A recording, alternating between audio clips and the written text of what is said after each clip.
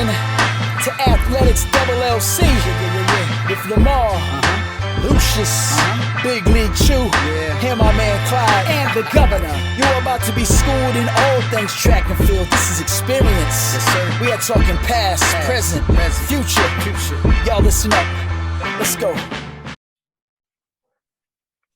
Hi, everyone. Double the pleasure this week. You get 2 episodes kind of back to back, a couple days apart. Apologies. Thank you for your grace. A couple of you have said no worries, but still, I don't like it, the untimeliness. But the internet defeated Big League last week. So I'll concede and move on.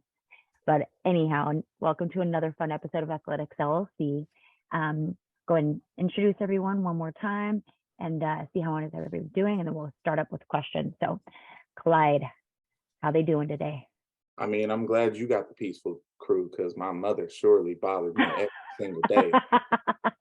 That's Friday. Where's the show? Call somebody. So, true story, I'll tell on myself.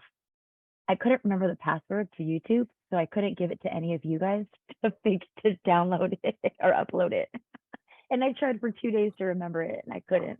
It's horrible. So sorry. I'll figure it out. I'll get my life together, I promise. That French internet was wearing Chew out, though.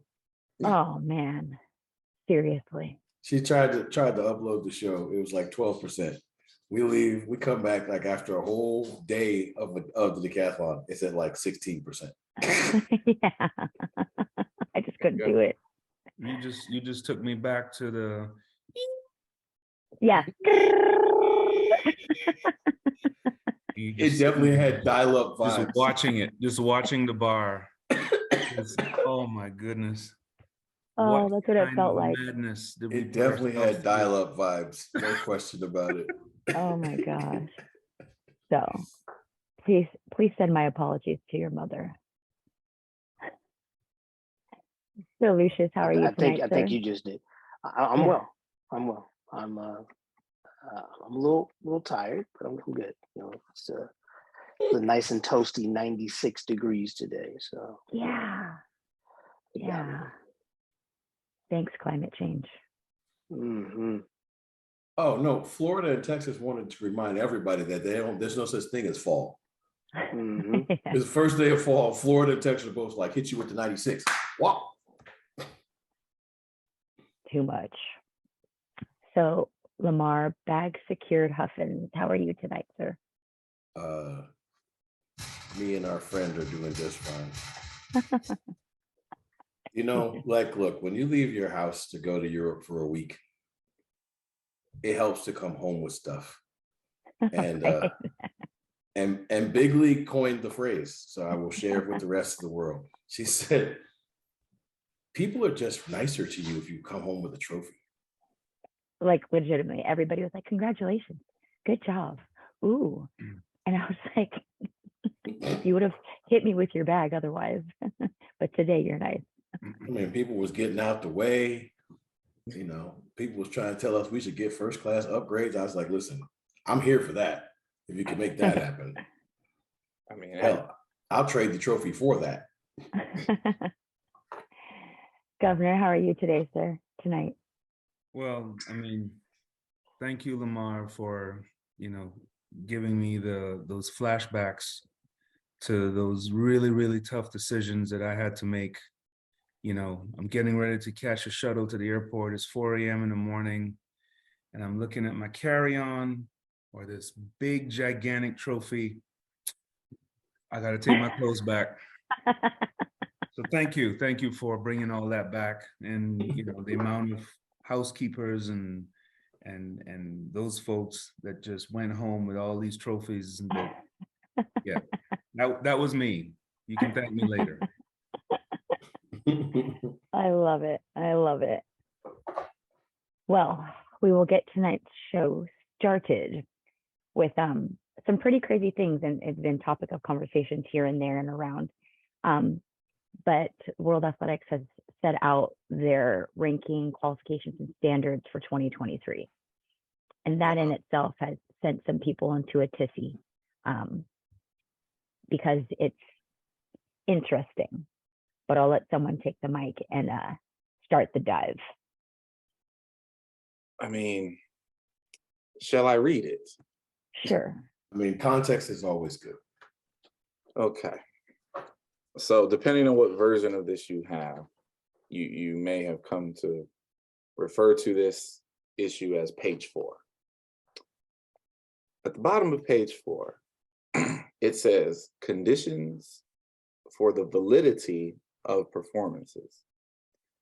All performances must be achieved during competitions organized or authorized by World Athletics, its area associations, or its national federations, and conducted conformatively with World Athletics rules, and for which, starting January 1, 2023, an application has been submitted in advance.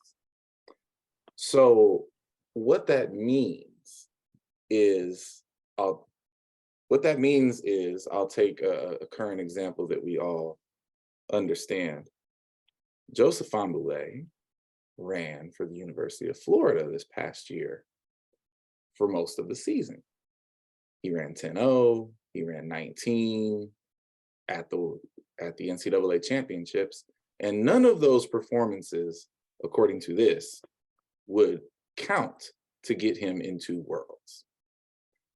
So unless after the NCAA championships happened, he left the country, found a meet, and duplicated said performances of 10 flat or 20.16, he would have essentially been locked out of Worlds, where he finished 4th.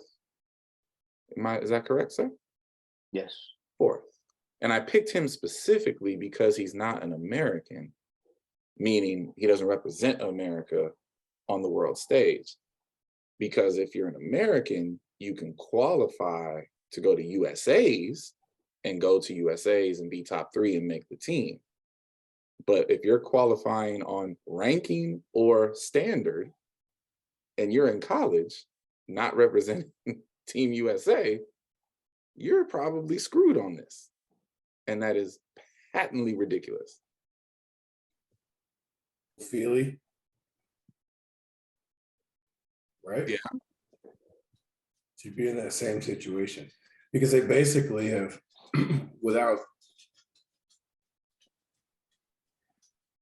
saying those actual words, right? The only meets really and truly they targeted are the NCAA American track and field system, right? Because every other meet around the world is organized by a national governing body, because we're the only ones that have the collegiate system. This is true.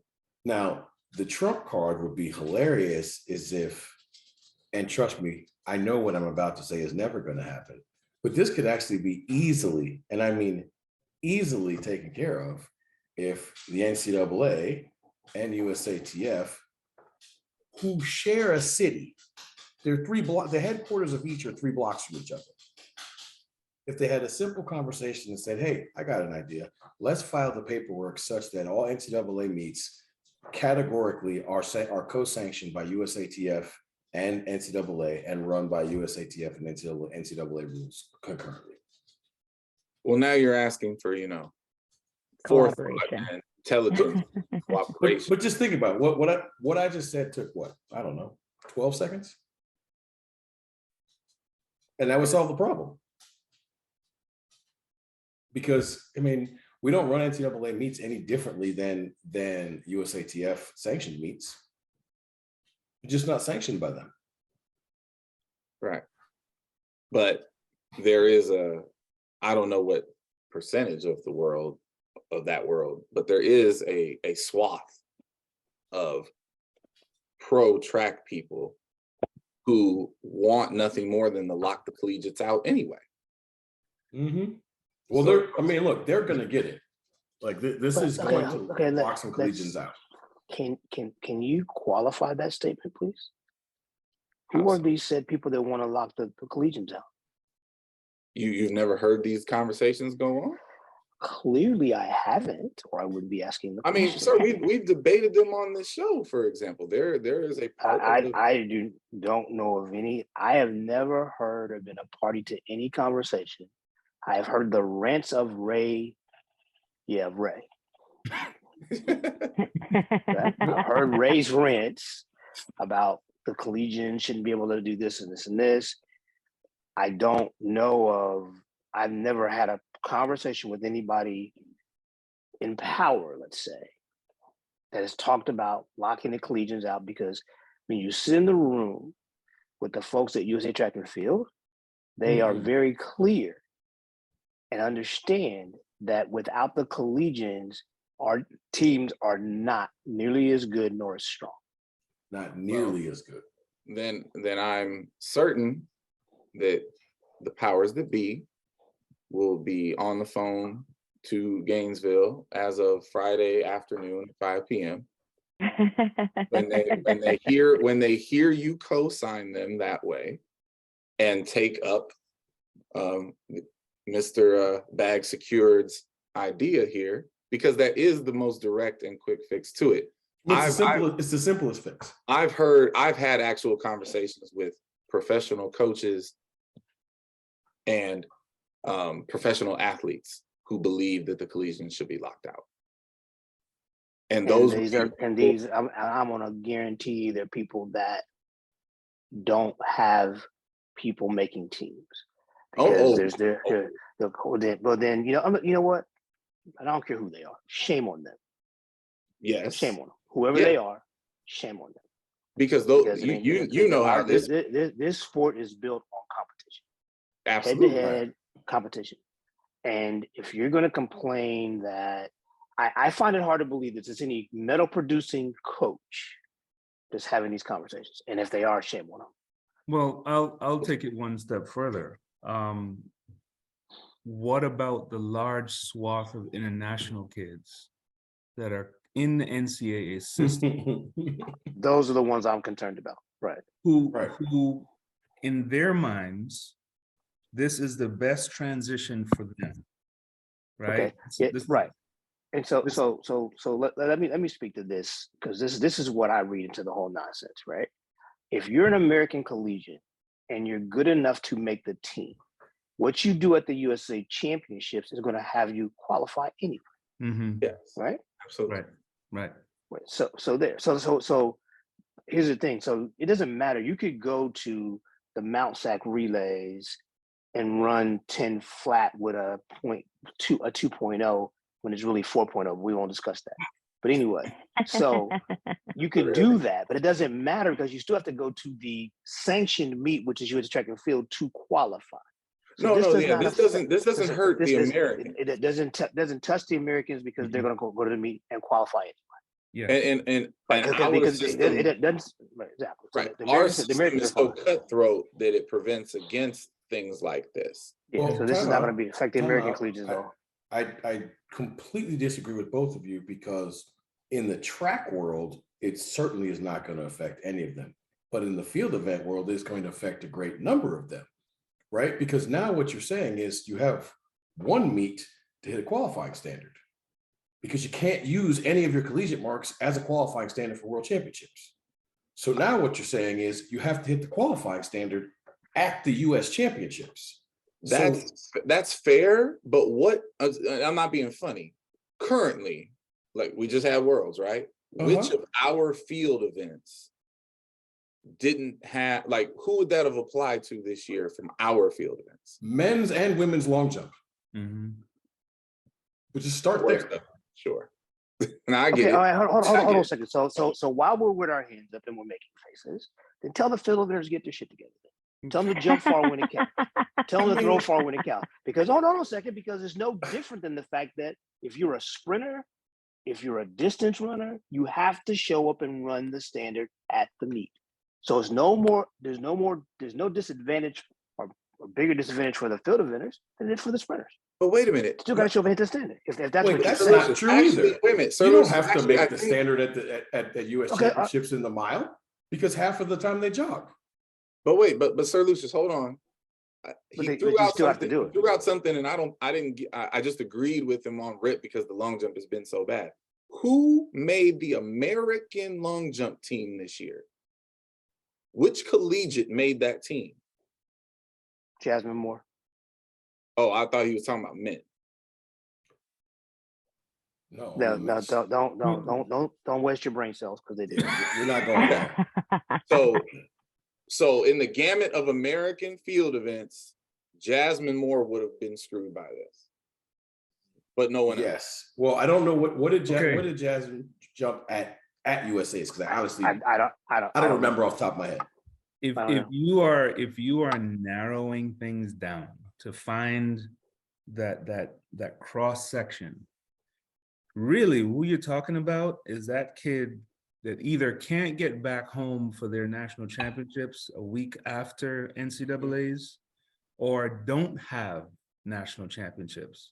Well, that's Right. why I threw the Joe Fambule example. So those are the ones that, I mean, where are they going? and let's be realistic. Joe would have been fine. Mm-hmm. Would have been fine. The 23rd, as you said, it was 2013. So okay, Joe. So 20.16. Yeah, exactly. So trust me, there's a sanctioned meet we can find for Joe to run 2016. And then because it doesn't have to be the national championships.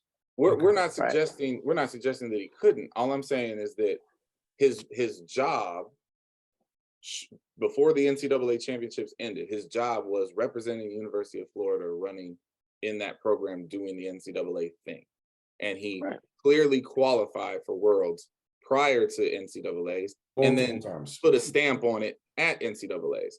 All of that would be wiped off the books, and then either after NCAA's he'd have to go find a meet, or would have had to leave town to set up a meet prior to. mm-hmm. And I think that's obtrusive and ridiculous for someone like that.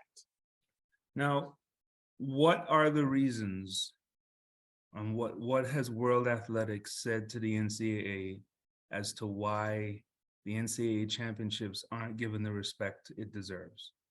Has anyone gotten, is it the drug testing? Is it the blocks with sensors? Is it what is it? You know what? The drug testing would actually be an interesting excuse, Mm-hmm. but I highly doubt that. I mean, I've never heard of an explanation given. I don't get it either. I think it's just because, as Lamar likes to say, they're not in the club. But at the same time, the NCAA meet is ranked in the top 5 in the world. Yes. Well, by legitimate rankings, not by theirs. Crazy.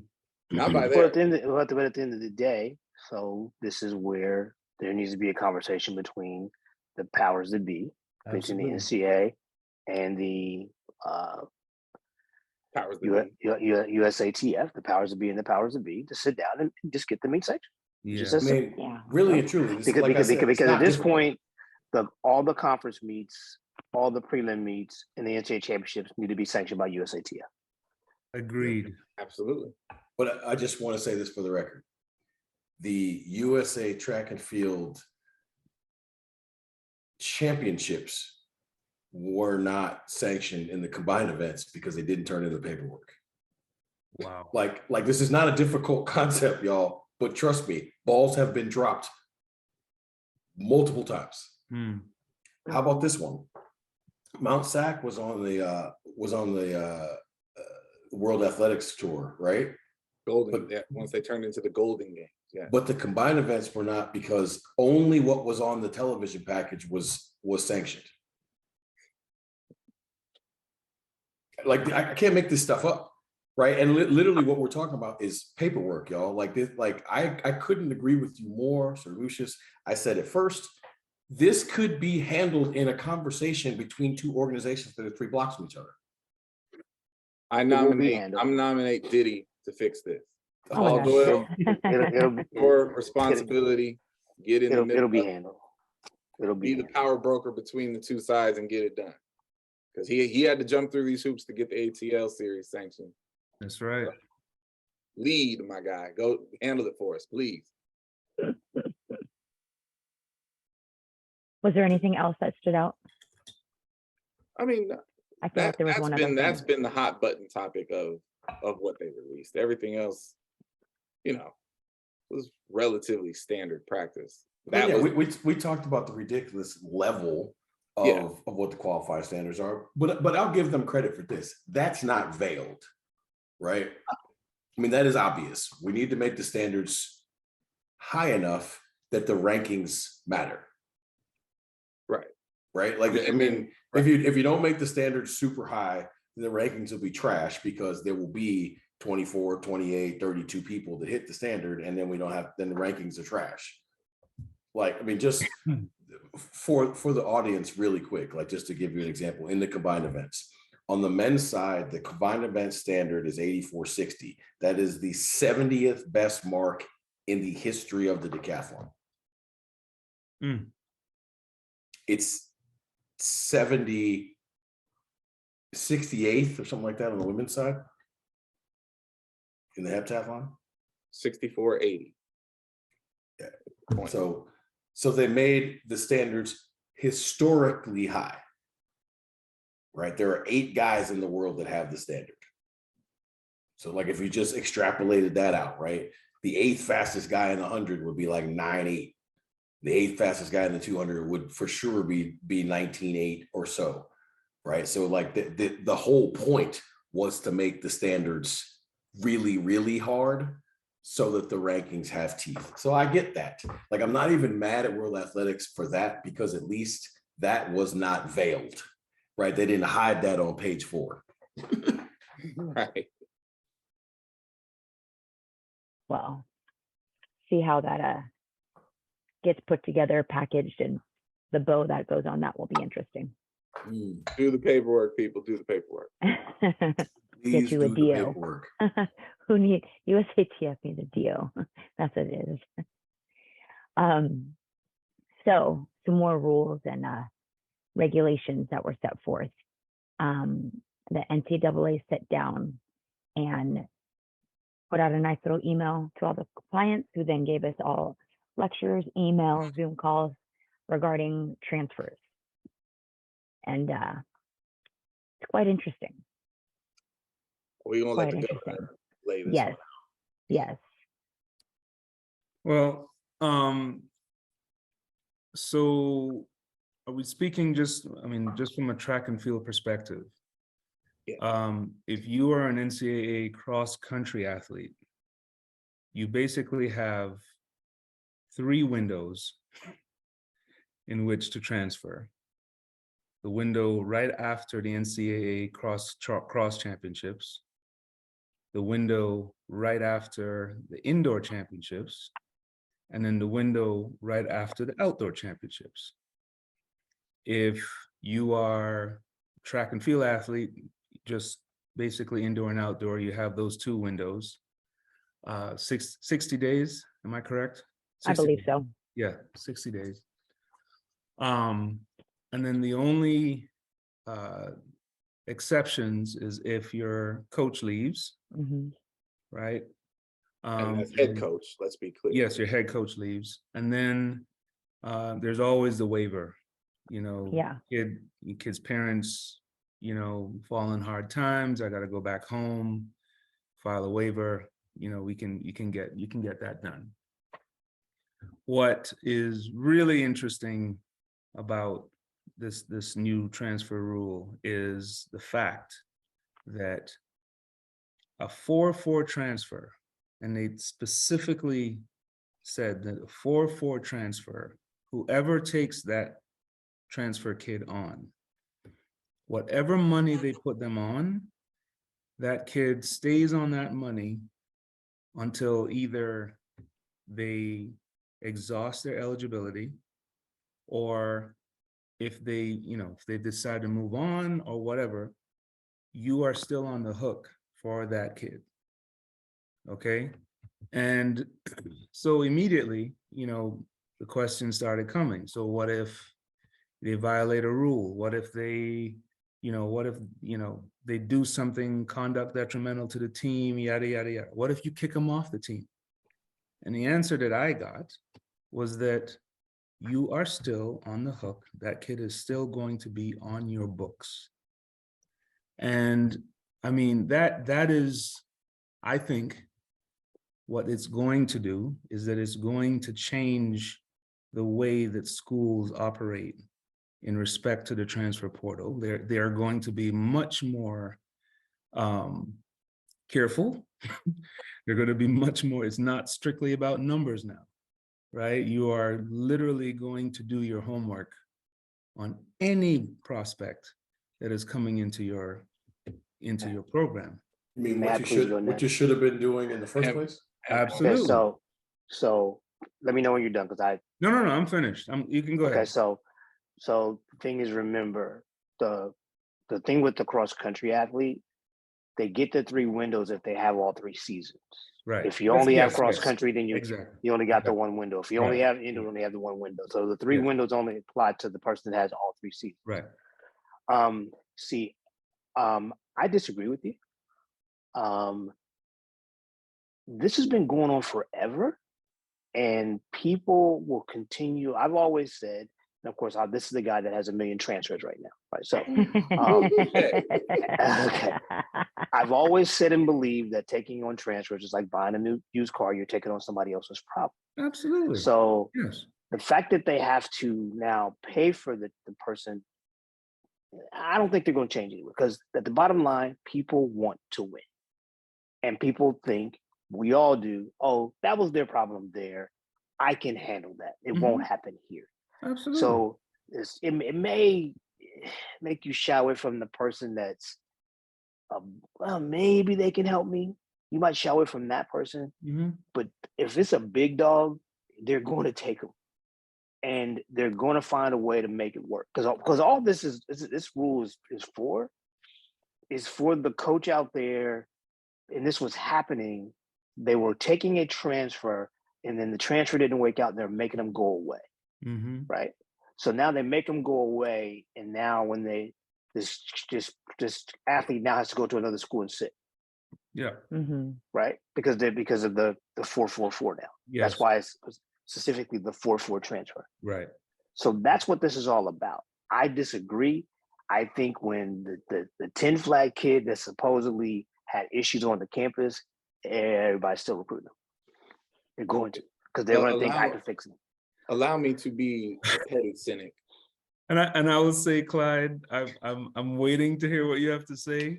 And I think I mean, where Solutions is coming from is one planet.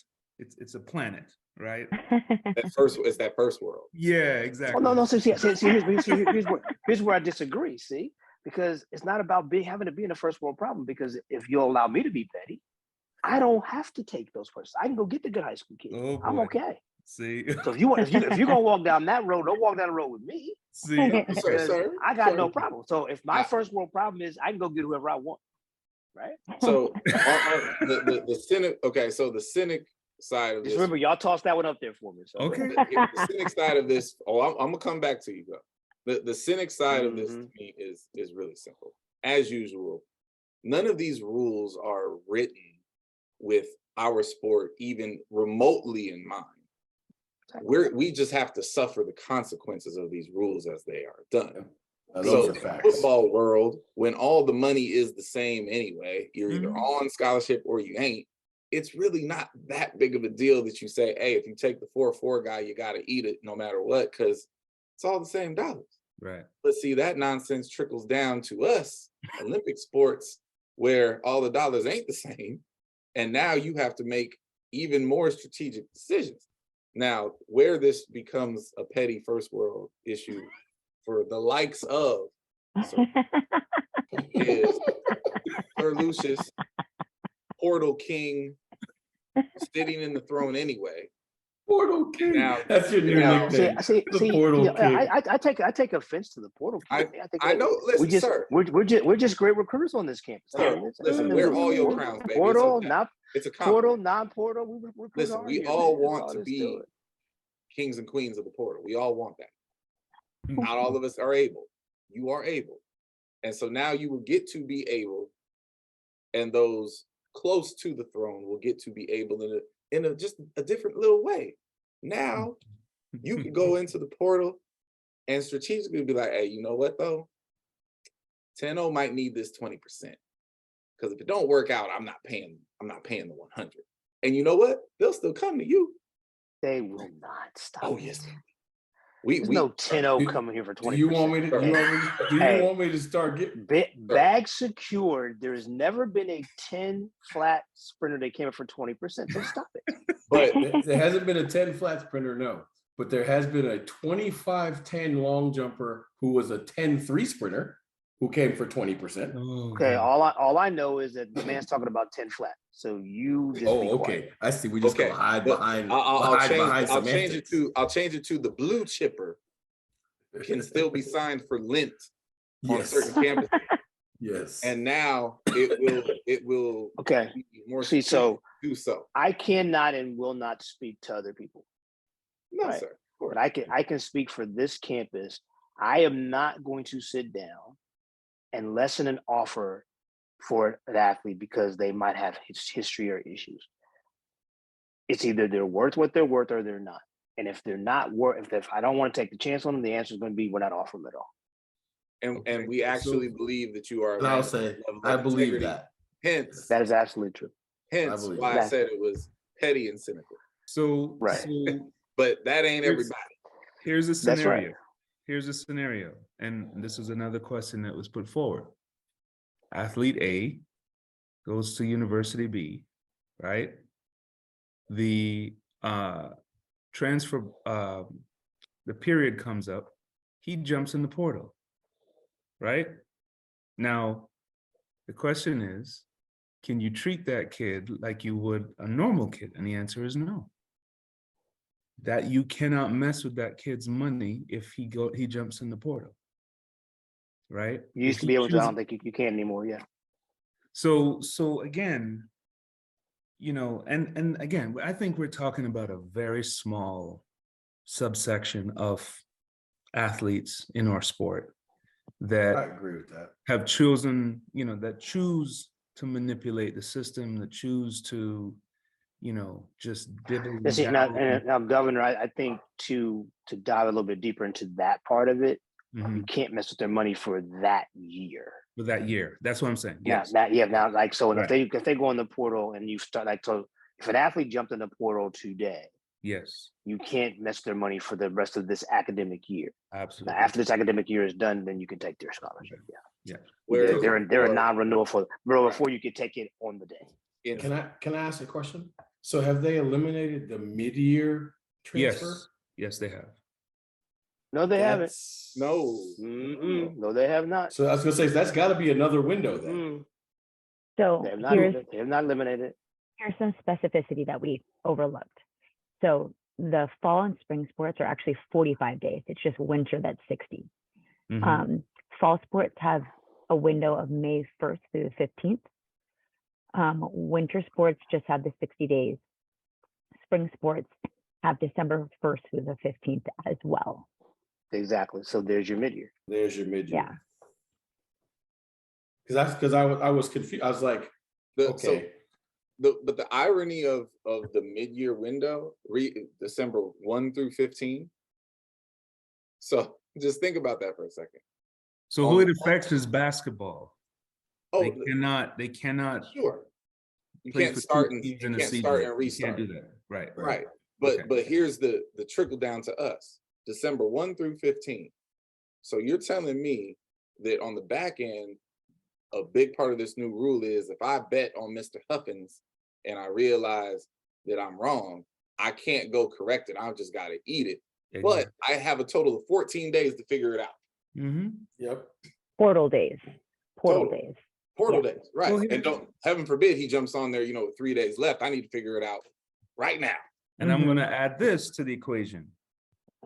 The NCAA has rules, a dead period rule, right? So kid X is now knocking on your door. Hey, I'm ready to come. You can't bring him on a visit. You can't, because let's just say they get in a little late and that coincides with the NCAA period, the dead period. You're literally taking this kid blindly. You can't bring him on a visit. You can't, all you're doing is talking to them on the phone, right? Yeah. And you're making a decision. And So see, 99% of the people Mhm. out there are taking the kid based on performance. Yes. this is See, like we talk a lot about, and like Lamar and I have beaten this horse to death over the last 30 years. The average of the top 5 performances. So you could have a kid that ran, 10-20 or 10-15. I'll make it a little bit more appealing. With a 2.0 win. And sometimes with 10-15, with a 3.0. The rest of the performances are 10-30 something, Mhm. which might be windy as well. But all they see is the 10-1. Mhm. And you're going to recruit that said athlete off the 10-1. And then when they get there and they can't break 10-30, now that's why I went throwing back in the portal. Exactly. Yep. They don't do their homework. Do your homework. Yep. Yeah. That's what it boils down to, really. Yep. And have conviction about your homework, right? Like, look, if you really need a sprinter and you see a young lady that's got an 11:22 and it's windy, and then the next 6 marks are 11:60 or 11:58, like, What else stop do you looking need at to the know? 11:2. What else? do It's you an need to know? anomaly. It didn't happen. I've been saying this. Exactly. I literally said this week to a recruit and their family, and they always get mad, but I'm sorry, it just is. You are what your average says you are, Yeah. not your lifetime best. Yeah. Because we run a bunch of races. Mhm. I need to know what I'm usually going to be looking at. Yeah. Yes. The norm. Sorry. Listen, Sir Lucius made reference to this literally about 30 years ago. We had this conversation and we decided that if you really want to know who somebody is, take their number 1 mark, toss it in the trash, and take 2 through 11, average it. And that's who you're going to get every day on your campus. Mhm. That's right. I mean, that's just, and I don't care which kid, I don't care how great a family, I don't care how broken a home. That's like the scenarios don't matter because the standard deviation is covered in numbers 2 through 11. Right. And if the thing you have to do, and this is my deal, you have to be able to use your eyes.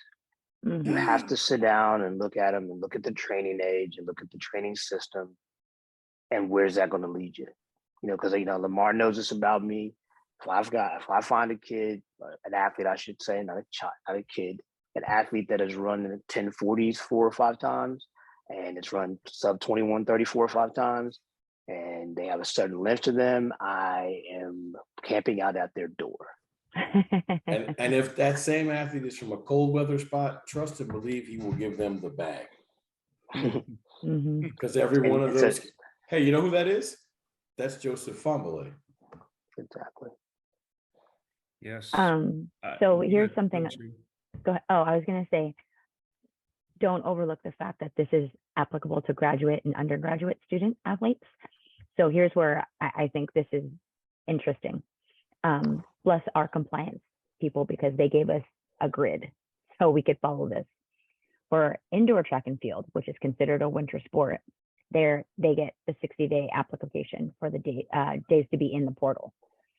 So per graduate students, right, where they only have an indoor or an outdoor, whatever the situation might be, they have to be in the portal before, make sure I see this right, on March 1st through April 29th, and then door shut. Right. So there are going to be some people in those situations that get left out. But, there's always the waiver process. So yeah exactly. We flood of waivers, yeah. And if we're going to be honest, the NCAA waiver process has become about a 98 to 99%. Yeah, and see, here's the thing. Deregulation. Here's the thing also. I don't think that there's been a plethora of athletes out there that just have indoor or just have outdoor. There's not a lot of those folks that exist out there. So that's why I don't think when people start kind of panicking about the scenarios, they're panicking for no reason. And let's be clear also, the athletes are going to figure this out. Yes. Their parents are going to figure this out. Yeah. Other coaches are going to figure this out and have their athletes whispering to this athlete, if you think you want to do this, you better get in the portal. So that's going to happen. And the biggest thing is just like, because people always just, they seem to forget, just like they have serious recency bias. Like in a year, we will be having no more effects of COVID-19 extra years. Exactly. Right? So in a year, we go back to normalcy, right? Where you Yeah. you got 5 years to make 4, not 7 years to make 4. Actually, it affects, like 24. the 24, not the 24, 25 year. That's the last year. Yeah. So you got this year and 2 more, right? Yeah, 22, 23, 23, 24, and 24, 25. So you got this year and 2 more where it's effective. And then after that, but most of those last 2 years have washed themselves out by then. Do you know what I'm saying? Like the reason the first year and the second year. Well, yeah, I'm gonna tell you right now. I sure hope you're wrong. I got a bunch of them on my campus. If they wash out, I might be moving to Fort Worth, sleeping on your couch. So they'll wash out over here. Uncle Mouse always has a spot. But let's just be honest, right? Like the first year and the second year of the COVID fallout were just like, it's like Christmas, right? You get to keep your best athletes for an extra year for no real reason. Like there's nothing, they ain't hurt. There's nothing wrong with them. They just get to be here another year. Yeah, I'll take that, right? But what you're talking about, like I agree with you, that 24, 25 year, right? But most of them, you didn't even know what you had when they had COVID. You know what I'm saying? Like that's why I'm saying a lot of them are going to wash themselves out track and field wise by then. But don't you understand what you're speaking to is the typical 5th year senior? Yes, we're going to go back to that. So that's my point. I don't think they've washed anybody out. I mean, those are the athletes that you brought in that basically you were given a free redshirt. Yes. Yeah, that's what you were given. So I'm excited about mine. No washouts. I mean, I chuckled because of the the injury rules in the NCAA and COVID. I had a baseball player that had 3 freshman years. That happened. Yeah. And because of life situation, he had a brain tumor in the 8th grade, so he ended up having to repeat the 8th grade. He was literally a 22 turning 23-year-old freshman. It was crazy. Yeah, there's a lot of 23-year-old seniors on people's campuses right now. Yes, I mean, he got, like the guy I'm talking about got drafted last year, this year, in this year's draft. He had 3 years of eligibility left. Yeah. Wow. Well, happy signings moving forward. Yes. The NFL. Hey. The NFL. That's all. I mean, just sure. I want to go first because I want to take the lowest. I just want before you get started, be kind. I'm gonna be honest with you. I wasn't even gonna go there. I'm gonna go to. I mean, you have to be brutally honest, but please be kind while you're doing it. Okay? I'm gonna go to this, right? Like when you know that reality is coming, you have to jump on the right now, right? The New York Football Giants are 2-0 and leading the NFCs. Yes, and folks, you said the NFC least? Is that what you said? Yep, that too. That too, because the Cowboys are a hot flaming dumpster fire, but they're only 1 game behind us. And I got people asking. Just out of curiosity, when's the last time the Cowboys haven't been a dumpster fire? I'm just out of curiosity. Oh God, please. The triplets still played for them, so that was in the 90s. There's no reason to take gratuitous shots at the governor. Oh man. Today. I mean, the good thing is that the Browns. Thank you. Yeah. Not get it out of the not having a great weekend of time management was the 3rd worst thing that happened in the NFL this week.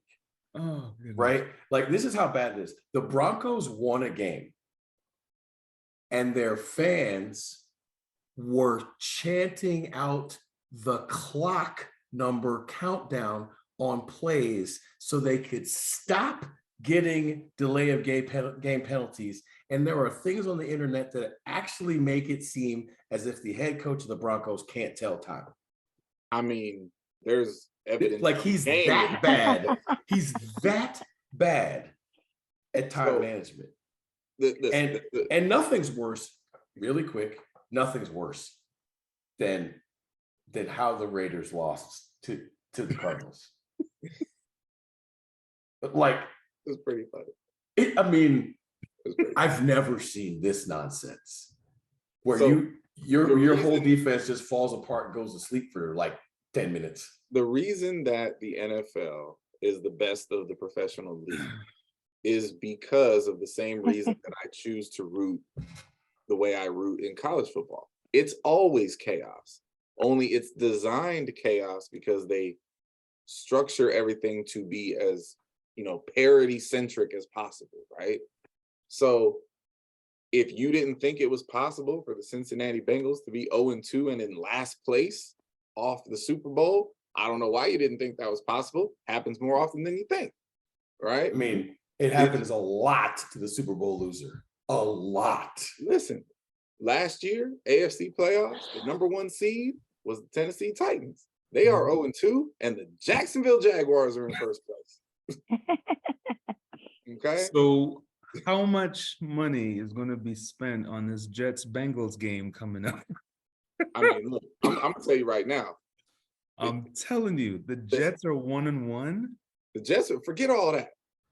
The Bengals are 0-2. Right. Yes. If they go to 0-3, there's been like one team in the last 50 years to make the playoffs after 0-3. And the Bengals could absolutely lose to the Jets this weekend. I just want to know this. When is the last time the Jacksonville Jaguars shut out anybody? Oh my goodness. Oh, Other than themselves. Yeah. Right. Real. The Jaguars were dominant. Yes. you know what? I'm glad you brought that up because I would like to say something. I really would like to say something. In the NFL, there are players that do not help themselves.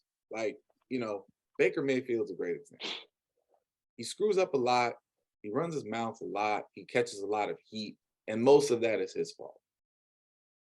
But at the end of the year last year, the Indianapolis Colts went to Jacksonville, who was by far the worst team in the league. All they had to do was win to get into the playoffs. They lost. Mm-hmm. And everybody blamed Carson Wentz, who threw 27 touchdowns and 7 picks last year. Carson Wentz is now in Washington, D.C., playing balling very well, and the Colts might be the worst team in football. No, because they have a tie. They have a tie, but damn. Like, Matt Ryan is as done as anyone has ever been. Yeah, Matty Ice has melted. Ice has melted, yes. They would be better off paying, whatever the dollar figure is for Andrew Luck to come back. Like, so the line on the Giants game right now is -1 for the Giants. Listen, no one believes. And before we go much further, I want to have to categorically disagree with you. Bag secured. The worst thing I witnessed this weekend was the Cleveland Browns. I don't see. No. I was just trying to be nice, man. Like you're up 13 with 1 minute and 13 seconds left in the game. Okay, so I turn it off. No, you got to go backwards. No. Why would I want to go do that to myself again? Because they're up 13 with 1 minute and 50 seconds to go, and the ball. Yes.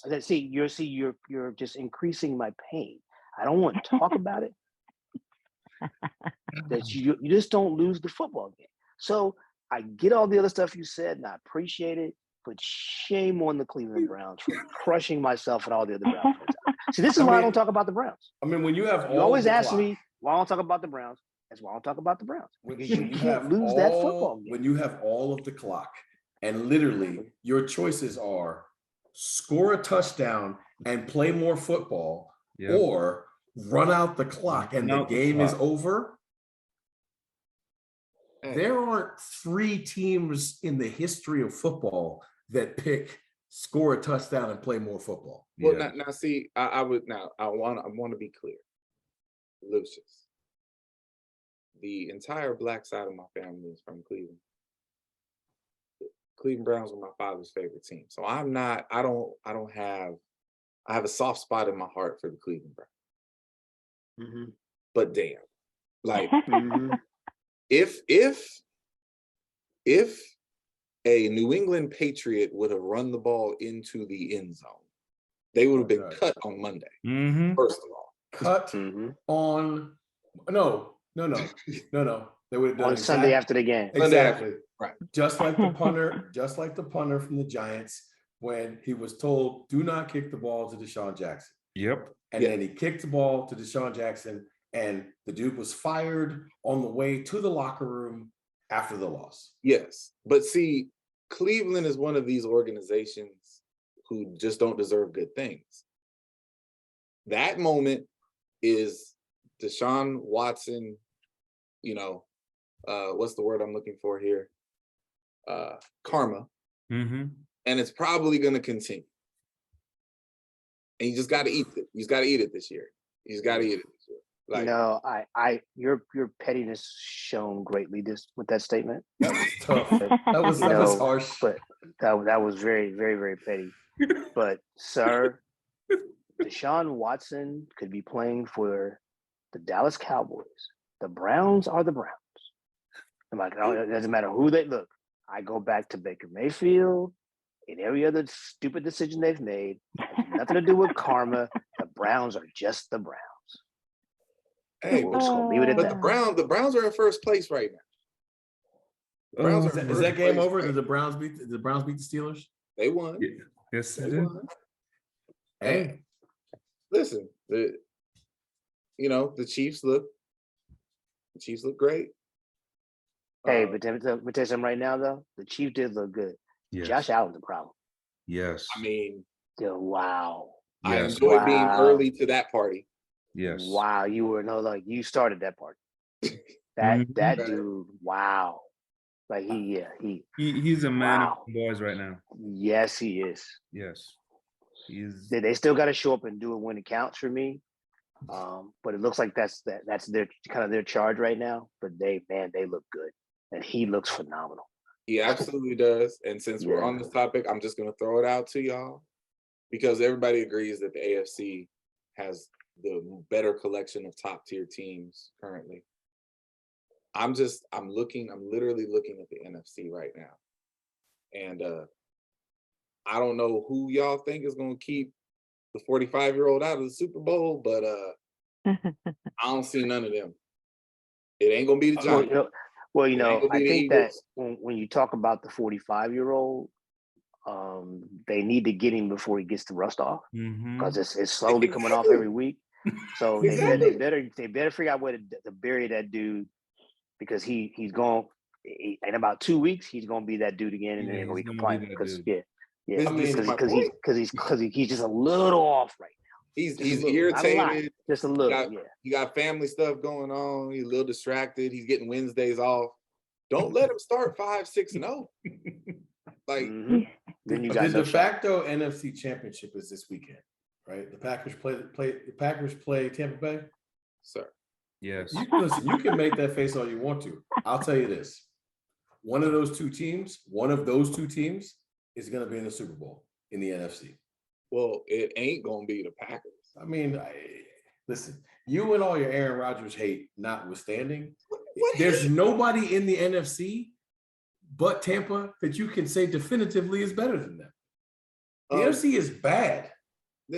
Listen, the Packers have no weapons. Aaron Rodgers is experimenting with drugs, and he ain't beat Tom Brady in 8 years. Listen, Aaron I'm not Rodgers going to sit here and listen to you pontificate about how great Tom Brady is. We get it. I'm just telling you, the NFC poses no threat. The Giants Tom or the Brady Eagles will knock Aaron Rodgers out of the playoffs. You are high, and I'm a Giants fan. Stop it. The Giants or the Eagles will knock them. Listen, edibles are bad for you. Stop that. Can I ask the governor a question? A serious question. Sure. Oh my God. Go right ahead. Is Dak Prescott currently the 5th best quarterback in the NFC? No. So Cooper's not better? Wow. That was the most petty punch in the gut ever. And I'm gonna give credit. I'm gonna give credit for that. Hold on, hold on, Ginger hold on. 2.0 ain't better. As Hold on a long second. as So long what was the initial question? Is he the 5th best quarterback in the NFC? In the NFC East. In the NFC, because There's 'cause only you 4 got- teams okay. in the NFC East. Yeah. I mean, you see, right now, see where you went this with that, this year. Lucius? You see where you this went with year. that? Okay. Hey, we will trust in Cooper until we don't need to trust in Cooper. Cooper When rushes your our guy. owner, who is 347 years old, says out loud, so other people can hear him, he would welcome a quarterback controversy for the guy that he's paying $45 million a year. Exactly. Sir, put him in an old folks home and take the team from him, because y'all have no shot at being successful as long as that man is in front. But you know what? But the son ain't no better. We love it. We son Giants ain't no better. fans love it. Oh my goodness. Gosh. The And NFL listen. is like the gift that always gives. Absolutely. Every week there's I say the Broncos won a game. Hey, And their head coach is now thought of even worse than he was after the worst game time decision ever made in the first week. I'm sorry, there's no evidence that dude knows what he's doing. Somebody put out a meme. It had a picture of him, and it says, "When you lie on your resume and you don't get caught." Oh my gosh. Wow. Hey, Oh my gosh. but let's go back to the summer and be clear about this. They hired him because they thought they were getting a package deal. It was supposed to be him and Aaron Rodgers. Yes. Aaron didn't come. Aaron's like, nah, I'm Devontae good didn't off come. Denver. And this dude, Russell Wilson, out there looking at this dude on the sidelines like, bro, what are you doing? Russell Wilson's like, Broncos country. Help me. Love it. Stop it. Oh. All right. Well, they say we don't know anything besides running in circles or jumping far high and throwing. So obviously there's things to be, as you guys like to say, pontificated with the NFL. So with that, we're going to have more fun and let the governor step in line for some would you rather. Okay, here we go. Would you rather be a Cowboys fan or anything else? Easy. Oh my goodness. All right. So are you ready? Yes, I'm ready. All right. Would you rather eat only cake or pie for dessert? Pie. Would you rather have your dream car or your dream house? Dream house. Would you rather never be able to use a straw for your beverage or never have ice for your beverage? Straw. I mean, Would you- we've moved into an era where you have no idea what you're sucking your drink out of nowadays. Is it paper? Is it cardboard? Is it avocado? Yeah. No idea. Yeah. But Punch you a know hole. that it'll deteriorate Exactly. before you're done with your drink. Exactly. I have a question about straws later. Okay. Would you rather false start or third foul? Ooh, it's a terrible False question. start or third foul? Yeah, Third foul. got it. Really? Yeah, because you got 2 other shots at it. Yes. Yes. Would you rather lose your keys or lose your phone?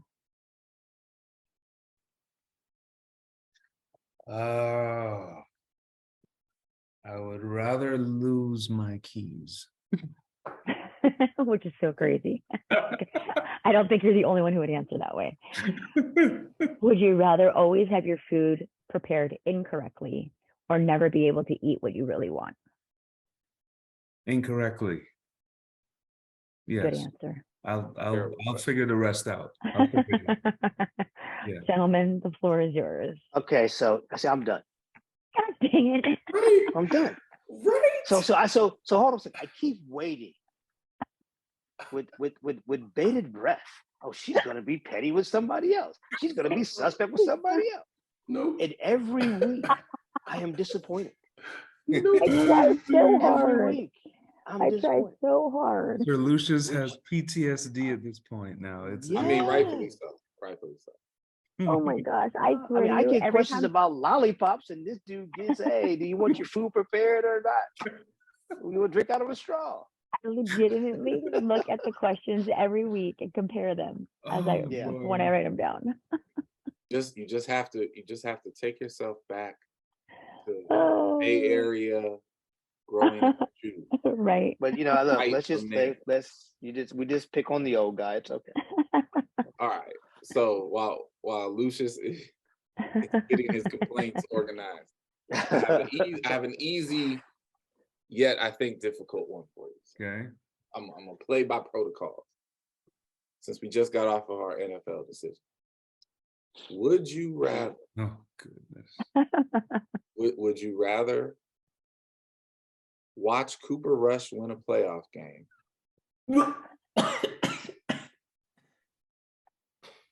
or move off Dak to get a better QB?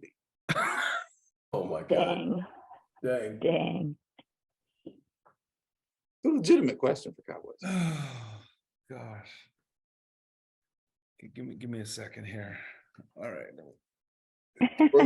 For the record, Dak is 12 since his first year. Dak is 12-22 against winning teams. All right. I would rather. Ooh. It's a great question, I would rather win a playoff game. and that's why I respect you, Period. not your team, but you, because I that's the don't- only rational answer. That hey, what is the biggest knock? It doesn't it hasn't mattered what teams we've fielded. We've just found a way to lose in the playoffs, period. So give me the win. I'll take a win. Poor Rain Dakota. Poor Rain Dakota. Hundreds of millions of dollars and nowhere to spend it. Yeah. So I'm gonna go. I think I want to go. We're gonna go to the coaching angle here. Okay. So, would you rather coach the NCAA champion in the triple jump, Okay. or would you rather coach the NCAA record holder in the long jump? In a long jump. Mm. Things over record.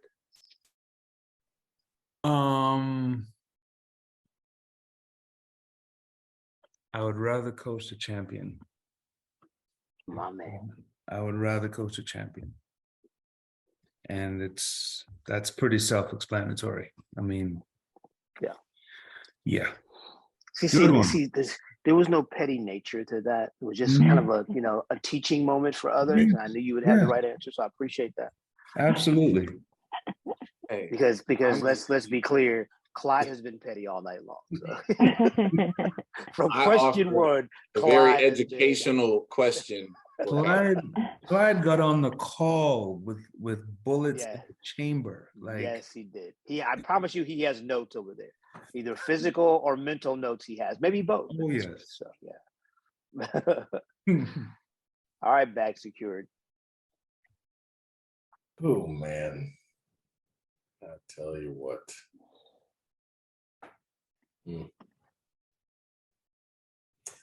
Okay.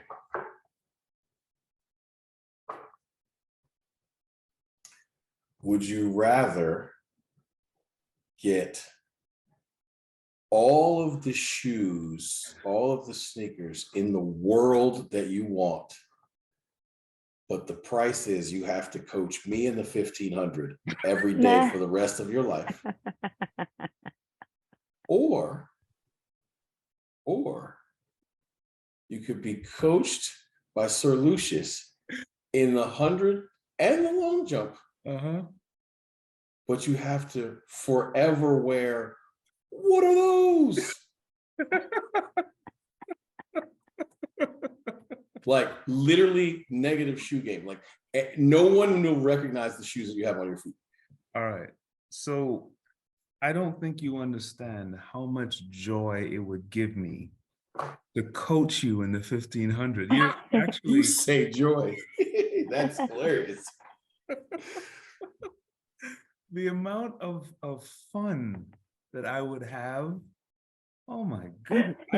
I would throw every single combination you could think of at you, whether it was 15 100s or 8 200s. I would throw it all at you. We would get to the bottom of it somehow. I have news for everyone on this planet as it becomes to the 1500. Me and this group like to joke about my 1500. First of all, my PB is 438.70, which makes it not even bad. It's legitimately solid, right?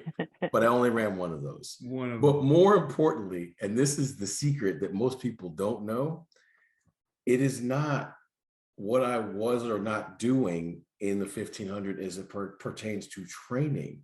I could do a lot of things in training in the 1500. But after 9 events of selling my soul, absolutely, the tank was just about empty, and I emptied in every one of those 1500s. Yeah. So it would be far less entertaining as you would think. So Lamar, what we witnessed was love. That was love. You were sharing your love for the event with the world. It was, yeah. Here's what I'm going to say. My PB is 438.70. I am telling you that 438 flat would have put me in the grave on the day. 7 more tenths, I'd have died right there on the finish line. They just would have put the medal around my neck, and here lies a bronze medalist with a corpse. That's funny. Anyhow, well played. Well played. I just need everybody to understand, like, Kareem's love for shoes is as great as mine is, if not worse. Yes. And that dude is not ever wearing anybody's what are those. It's not happening. No, not happening. Unless it's a what are those? I've never seen those before. Like a good one of those. Yeah. You know, he got on the new Travis Scotts or something. Like, yo, what are those? I've never seen those. But if it's like, is that a swoosh? Or is that 7 stripes? Anyways, stop him, please. So let's round out the evening with heartbeat props. Shout outs to people who are still around to receive them. I'm gonna go first because it's easy. You're shouting out the trophy. I'm gonna say this. I'm gonna shout out one Mr. Lyndon Victor, only because it has been a labor of, thus far, it has been a labor of love. It's probably the easiest person I've ever been involved with coaching. He's got his Lyndon-isms, which every athlete that's any good has, and things that you got to work through and get past. But at the end of the day, like, I've never questioned that dude's heart. And I just want everybody to hear this. He was coached up and lied to about what he had to run in the 1500. And he ran said lie for a PB and an overall PB. And that is the equivalent of like a game-winning jump shot or a walk-off home run. The man ran a PB in the 1500 to set a PB in the decathlon, won a whole bunch of money and too many damn trophies. So heartbeat props go to one Mr. Lyndon Victor, who I do know watches the show. Probably won't watch this Friday because he's still in Europe with his girlfriend, maybe fiance. I don't know what's going on there. Why you putting the man's business in the street? Seriously. Easy. What is that? I just said people do crazy things in Paris. No. I need everybody to relax. No, we need you to relax. Right. We're trying to put that mess on us. We need you to relax. Bro, Put that I man's promise business you, in the I promise street. you, listen, I'm gonna tell you right now, he better come back from Europe engaged. All Because if right. he ain't, you just screwed him. Yes. You know what? They'll be all right. Oh my gosh. Anyways, oh my gosh. Who needs friends when you have bag security? Right? Exactly. All right, Yeah. I will go next because mine is pretty non-emotional, but I think it's pretty awesome. So last year, obviously our inaugural year here at San Jose State, a student on the campus named JC Williams came to us with an idea of following the track team around to shoot a documentary for his senior project or graduation project, whatever it was. I thought it was a cool idea, and he's a student, so I wanted to support him, and the athletic department greenlit the project and supported him. He stayed around all year, through the fall, through the winter, through the championships, followed us to NCAA regionals. And today, I will say, because if you are watching this on Friday, as you are supposed to be, his documentary Just entitled Adversity will be premiering on our campus in conjunction with the Black Student Union here at San Jose State. It has a very Last Chance U Netflix kind of feel to it. I think he did a beautiful job, and obviously I'm one of the subjects in the film, but it's about everybody. It's about the athletes, it's about the staff, and all the things that make this place a very unique endeavor that we are all on together. So Mr. Williams, beautiful job, sir. I can't wait to see the whole thing unfold. I know the first 2 episodes are done, and that is what he is premiering this weekend on our campus. I don't know how many there will be. And I know he has it out to some film festivals and trying to blow it up as big as he can get it, because he did that good of a job. So thank you, sir. We appreciate it. Anything that puts these kids, the spotlight on these kids the way that they deserve to be, I'm always going to be in favor for. And I hope everybody gets to see it somehow. You can go to his Instagram. It's called welcome_adversity is the Instagram page. And there are, ways to donate. There's clips to watch. There's all kind of things that you can get involved with. And hopefully somebody important will pick this project up and we'll all get to see it, on a real screen or something. So bravo, sir. Great job. That's cool. I'm gonna be simple with mine, and I'm gonna give my heartbeat props to my son. Wow, like a lot of, as you guys know, being part of, I've had a lot going on with my family and things going on this summer, and my son MJ, as we lovingly call him, has been a rock. Checking on me every day, making sure that I'm okay. And as he likes to say, Dad, just remember, man, somebody needs to check on you sometimes. And I really appreciate him for that. Even though he comes by in the middle of something that's always going on and it needs to make me, won't leave my office so he makes me laugh, but I just want to let that dude know how much I love him and appreciate him. And I'm super duper proud to be his dad and watch him grow to be the man that he's become. It's been pretty cool. Oh, that's awesome. awesome. So we had our team meeting yesterday, and I opened up, our head coach lets each one of us talk, and so I started my talk with the word anxiety. And you would have seen, the amount of athletes that just went like this, and basically my message, was that, some programs, will have testing. Some athletes, they might test week 1, to just say, hey, let's see where you're at, right? We waited 3 weeks. so we're basically still just kind of moving around and get our feet wet.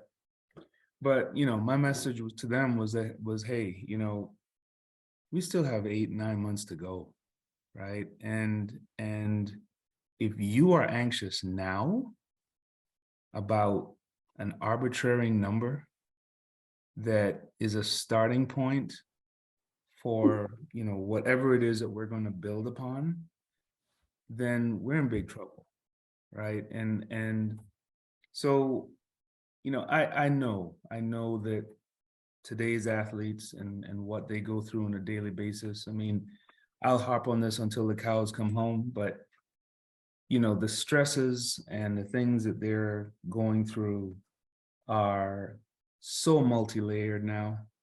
And, you have, if you're fortunate enough, they will speak to you on it, or they will at least open the door for you to kind of dive in and go, hey, are you okay? Is everything all right?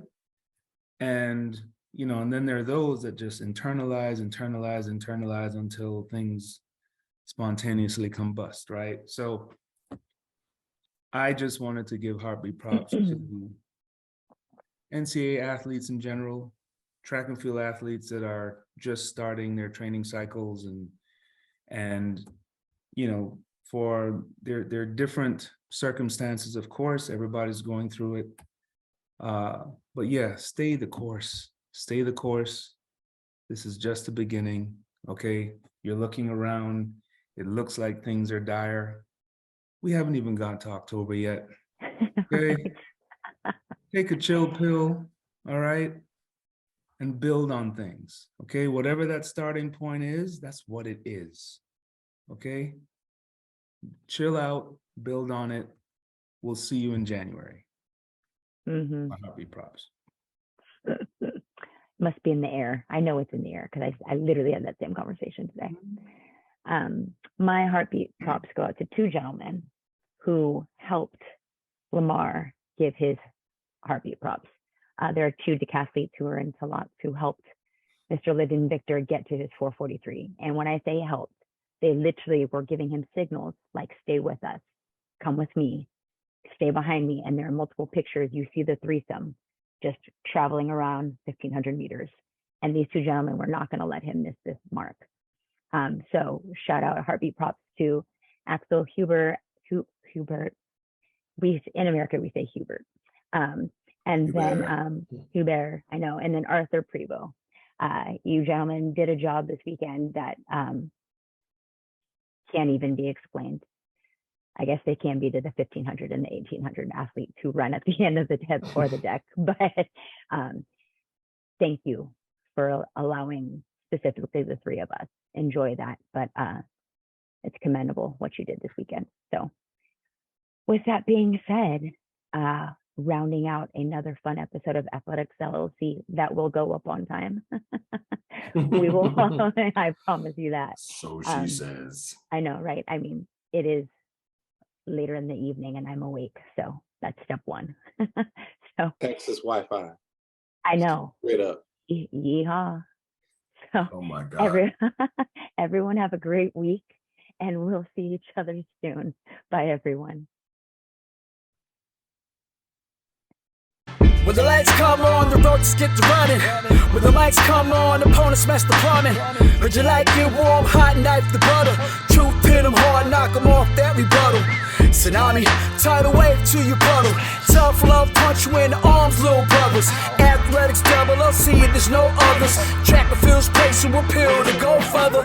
Hey, Wile E. Coyote, it's road runners. Feels like you know us, you've been with us the whole summer. If not for this quarantine, these four corners wouldn't be here, but we're here, so start learning. You gotta earn your stripes, gotta get your scars. Show you how to fight, but show us who you are. You lack experience, but still you wanna talk. And who is actually talking to? Your circle's kinda small. Heads prevail when the backbone's strong. Gotta keep it coming, no, it won't last long. Pass and fail, then sell the sad song. And if you don't check yourself, then that's wrong. Just trying to give you the real that you asked for. So why you keep cutting us off to ask more? We put it in slow-mo, but you fast forward. Athletics LLC, the task force.